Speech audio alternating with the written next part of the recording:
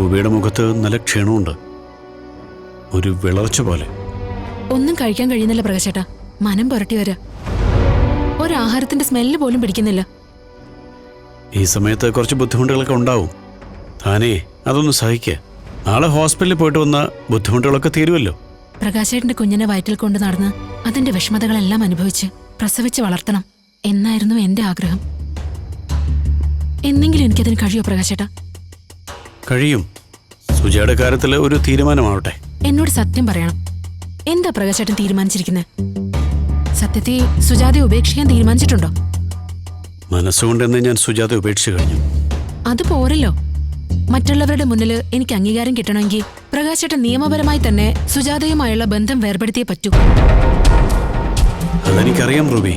പക്ഷേ 10-20 വർഷത്തോളം കൊണ്ടുവരുന്ന റിലേഷന് അത് വേണ്ടാന്ന് വെക്കുമ്പം പല കാര്യങ്ങളും ചിന്തിക്കണം. എന്ത് ചിന്തിക്കാനാ? ഒരുപാട് എതിർപ്പുകൾ നേരിടേണ്ടി വരും. വീട്ടിലെ മക്കളടക്കം എല്ലാവരും എനിക്കെതിരാവും.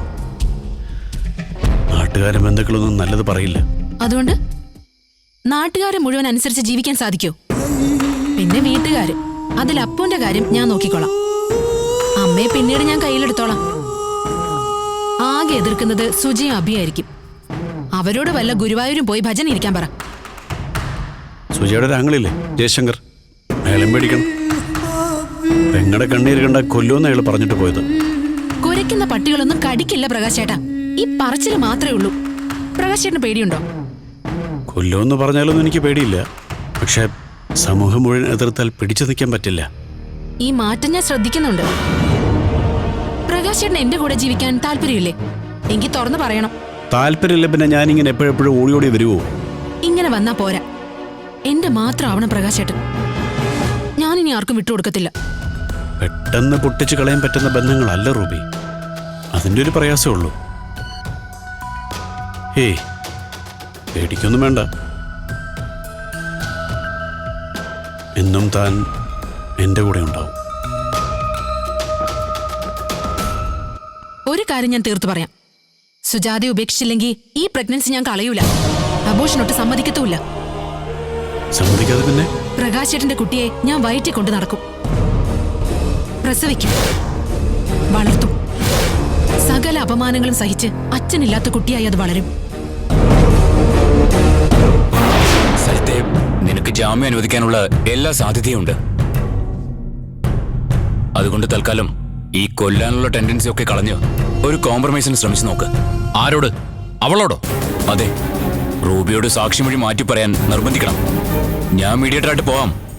എന്റെ വക്കീലെ, നിങ്ങക്ക് അവളെ അറിയാൻ മേലാത്തോണ്ടാ. വാശി തോന്നിയാ സ്വന്തം തള്ളയുടെ അണ്ണാക്കിൽ വരെ ആസിഡ് ഒഴിക്കവള്.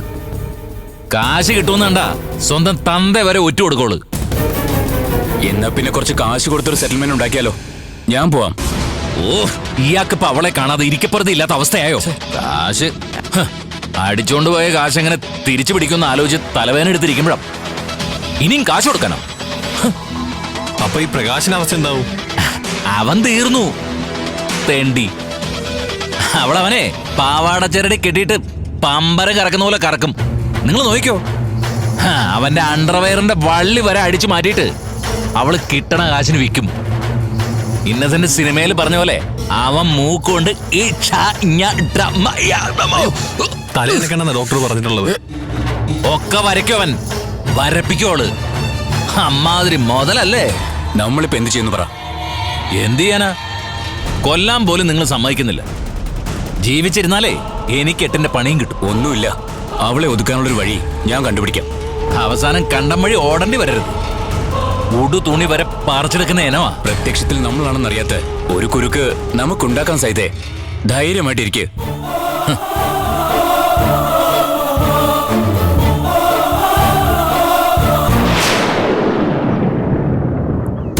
റൂബി പറഞ്ഞതൊക്കെ വെച്ച് നോക്കിയാ ഈ പ്രകാശനുമായിട്ടുള്ള ബന്ധം തികച്ചും ഇല്ലീഗലാണ്. നിയമപരമായ ഒരു സാധ്യതയും ഇല്ല. അതെനിക്കറിയാം ആൻസി.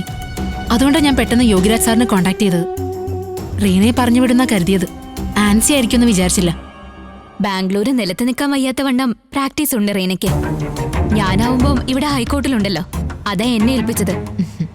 ഞാനിപ്പോ എന്ത് ചെയ്യണം ആൻസി? അത് പറ. ഏത് വിധേനയും സുജാതയെ ഒഴിവാക്കണം. പ്രകാശേട്ടനെ ഞാൻ വിട്ടുകൊടുക്കില്ല. അതത്ര എളുപ്പമല്ല. ഒന്നാമത് അയാൾക്ക് നിയമപരമായി കല്യാണം കഴിച്ച ഒരു ഭാര്യയുണ്ട്, മുതിർന്ന കുട്ടികളും ഉണ്ട്. സുജാതയെ ഡിവോഴ്സ് ചെയ്യാലോ. പിന്നെ കുട്ടികളുടെ കാര്യം അവളെ ഒഴിവാക്കി കിട്ടിയാ പിന്നെ പിള്ളേരെ ഒഴിവാക്കാനാണോ പാട്? സുജാത ഡിവോഴ്സിന് സമ്മതിച്ചില്ലെങ്കിൽ എന്ത് ചെയ്യും? പെട്ടെന്ന് ഡിവോഴ്സ് കിട്ടില്ല. അതുമാത്രമല്ല, റൂബിയും ലീഗലി ഡിവോഴ്സ്ഡ് അല്ലല്ലോ. അത് കാര്യമാക്കാനില്ല. സജിത്ത് മിസ്സിംഗാ. മിസ്സിംഗ് ആണെന്നല്ലേ ഉള്ളൂ, അല്ലാതെ മരിച്ചിട്ടില്ലല്ലോ. ഏയ്, അവൻ ഇനി തിരിച്ചു വരില്ല ആൻസി. അത് പേടിക്കേണ്ട കാര്യമില്ല. എന്താ റൂബിക്ക് ഇത്ര ഉറപ്പ്? തിരിച്ചു വരാൻ പറ്റാത്ത ലോകത്തേക്ക് പറഞ്ഞു വിട്ടോ നീ അവനെ? സംസാരത്തിൽ അങ്ങനെ ഒരു ധ്വനി. ഞാനൊന്നും ചെയ്തില്ല, പക്ഷെ അവൻ തിരിച്ചു വരില്ല. അതുകൊണ്ട് ആ കാര്യം നമുക്കിപ്പോ ചർച്ച ചെയ്യണ്ട. സുജാതി ഒഴിവാക്കുന്നതിനെ കുറിച്ച് മാത്രം ചിന്തിച്ചാ മതി. റൂബി ഗർഭിണിയാണെന്ന് പറഞ്ഞത് സത്യമാണോ? സത്യ.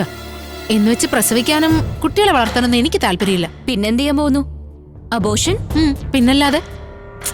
അത് കുറച്ചുകൂടി കാത്തിരുന്നിട്ട് പോരെ റൂബി. ഈ പ്രഗ്നൻസി ഒരു പിടിവള്ളിയാ. പ്രകാശിനെ കെട്ടിയിടാൻ പറ്റിയ ഒന്നാന്തര പിടിവള്ളി. അത് ഞാനും ആലോചിച്ചതാ.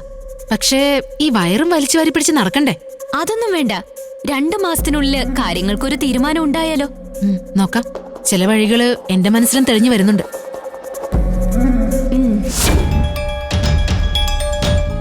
റൂബി, ഇതൊരു നല്ല പ്രഗ്നൻസി ആയിട്ട് തോന്നില്ല. മീൻസ്? ഐ മീൻ, കുട്ടിക്ക് കൃത്യം 1 മാസത്തെ വളർച്ച വരേണ്ടതാണ്. അതുണ്ടായിട്ടില്ല. സ്കാനിംഗ് റിപ്പോർട്ടാണ് ഞാൻ നോക്കിക്കൊണ്ടിരുന്നത്. വളർച്ചക്കുറവുണ്ടെന്ന് മാത്രമല്ല, പൊസിഷനിലും ചെറിയ വ്യത്യാസം കാണുന്നുണ്ട്. പ്രോബ്ലം ആവോ? May be. ഒരുപക്ഷെ ആയേക്കാം. ചിലപ്പോ നോർമലായിട്ടുള്ള വളർച്ച ഇനി ഉണ്ടാവാനും സാധ്യതയുണ്ട്. ഒരു റിസ്ക് എടുക്കാൻ തയ്യാറാണെങ്കിൽ കണ്ടിന്യൂ ചെയ്യാം. അതർവൈസ് അല്ലെങ്കിൽ അബോഷൻ ചെയ്യാൻ ഞാൻ നിർബന്ധിക്കില്ല. പക്ഷെ ഞാൻ പറഞ്ഞില്ലേ, ഒരു ഭാഗ്യ പരീക്ഷണത്തിന് തയ്യാറല്ലെങ്കിൽ അബോഷൻ ചെയ്യുന്നതാണ് നല്ലത്. റൂബി, ഹസ്ബൻഡിനോടൊന്ന് ആലോചിക്കൂ. ആലോചിച്ച് തീരുമാനിക്കാം.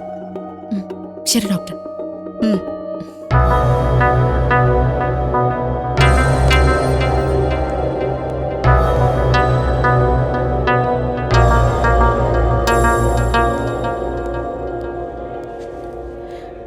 പ്രകാശേട്ടാ, എന്തു പറഞ്ഞു ഡോക്ടർ?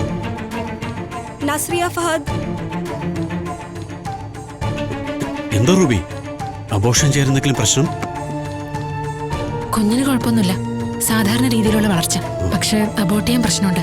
എന്താ? യൂട്രസിന് ചിലപ്പോ ചെറിയ പ്രോബ്ലം ഉണ്ടാവുമെന്ന് പറയുന്നു. ഒരു പക്ഷേ എടുത്തു കളയേണ്ടി വന്ന ലൈഫ് പോയില്ലേ പ്രകാശേട്ടാ? അപ്പൊ പിന്നെ എന്ത് ചെയ്യും റൂബി? എന്തൊരു സൊല്യൂഷൻ? ഏയ്, പ്രകാശേട്ടൻ പേടിക്കൊന്നും വേണ്ട. 1 മാസം കൂടെ നോക്കട്ടെ എന്നാ ഡോക്ടർ പറയുന്നേ. 30 ദിവസമല്ലേ, നമുക്ക് നോക്കാം പ്രകാശേട്ടാ. സാരില്ല, 1 മാസം ഒന്ന് കഴിഞ്ഞോട്ടെ. ഇലയ്ക്കും മുള്ളിനും കേടില്ലാതെ നമ്മളിത് ഒഴിവാക്കും. അതുവരെ താൻ ബുദ്ധിമുട്ടില്ലേ? എന്റെ ബുദ്ധിമുട്ടല്ലേ, നമുക്ക് വേണ്ടിയല്ലേ. എന്ത് വേണേലും ഞാൻ സഹിച്ചോളാം. വാ. പ്രണയം ഭർത്താവിനോടായിരിക്കണമെന്ന് സുജാത പറഞ്ഞു. ഇങ്ങോട്ട് പ്രണയിക്കുന്നവരെയല്ലേ അങ്ങോട്ട് പ്രണയിക്കാൻ പറ്റൂ. തിരിച്ചു പറഞ്ഞു നോക്കൂ. അങ്ങോട്ട് പ്രണയിച്ചാലല്ലേ ഇങ്ങോട്ട് പ്രണയിക്കാൻ പറ്റൂ. എനിക്ക് ശ്രമിക്കാനല്ലേ പറ്റൂ. നല്ലൊരു വാക്ക് പറയില്ല എന്നോട്. ഭർത്താവിന് ഇഷ്ടക്കേടുണ്ടോ മാലതിയോട്? ഇഷ്ടക്കേടൊന്നും കാണിക്കാറില്ല. വഴക്കുണ്ടാക്കാറുണ്ടോ? ഇല്ല. വേറെ ആരോടെങ്കിലും ഇഷ്ടം? അങ്ങനെയൊന്നുമില്ല. വെറുതെ മരവിച്ച മനസ്സുമായ ഒരാള്. ഭാര്യയേക്കാൾ ആവശ്യം ഒരടിമയാണ്. എന്തു പറഞ്ഞാലും അനുസരിക്കണം.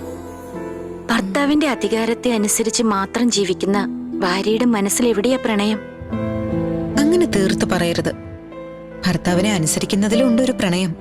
അത് തിരിച്ചറിഞ്ഞാ മതി. ഞാൻ എനിക്ക് ശരിയാണെന്ന് തോന്നുന്ന കാര്യങ്ങൾ മാത്രമേ അനുസരിക്കാറുള്ളൂ. അതൊരു കുഴപ്പമാണ്. നമുക്ക് ശരിയെന്ന് തോന്നുന്നത് അദ്ദേഹത്തിന്റെ മനസ്സിൽ തെറ്റായിരിക്കാം. അത് ശരിയാ. ഇനി അഥവാ തെറ്റാണെന്ന് പൂർണ്ണ ബോധ്യമുണ്ടെങ്കിൽ അനുസരിക്കാതിരിക്കുകയല്ല ചെയ്യേണ്ടത്. അനുസരിച്ചിട്ട് പിന്നെ ശാന്തമായി അങ്ങനെ ആയിരുന്നില്ല എന്ന് പറഞ്ഞു മനസ്സിലാക്കി നോക്കൂ. എനിക്ക് തോന്നുന്നില്ല മനസ്സിലാവുമെന്ന്. ഒന്ന് ശ്രമിച്ചു നോക്കൂ മാലതി. ശരി, സുജാത പറഞ്ഞതല്ലേ, നോക്കാം. ശരി.